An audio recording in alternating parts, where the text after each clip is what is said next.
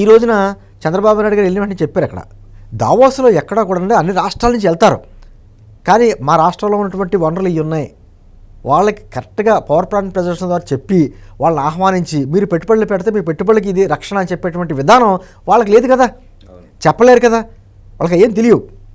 వస్తే మాకు ఎంత ఇస్తారో ఏమంత వాటా ఇస్తారో అనేటువంటి మాటలు మాట్లాడతారు తప్ప ఈ పరిశ్రమ మొత్తం ఎన్ని ఉద్యోగాలు వస్తాయి ఏంటన్నది ఇక్కడ ప్రజలందరూ కూడా గమనించవలసింది.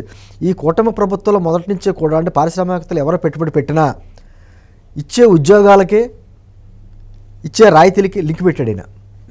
మీరు ఎంతమందికి ఉపాధి అవకాశాలు కల్పిస్తే అంత ఎక్కువ రాయితీలు ఇస్తాం అనేటువంటి లింక్ ఎప్పుడైతే పెట్టారో ఎక్కువ మందికి ఉపాధి అవకాశాలు కలుగుతాయి. లేదనుకోండి ఎవడో వస్తాడు ఇక్కడ వస్తున్నాడు కదా చెప్పి మనం రెడ్ కార్పెట్ వేసి అతనికి భూమి విద్యుత్తు నీరు అన్నీ ఇచ్చేస్తాం.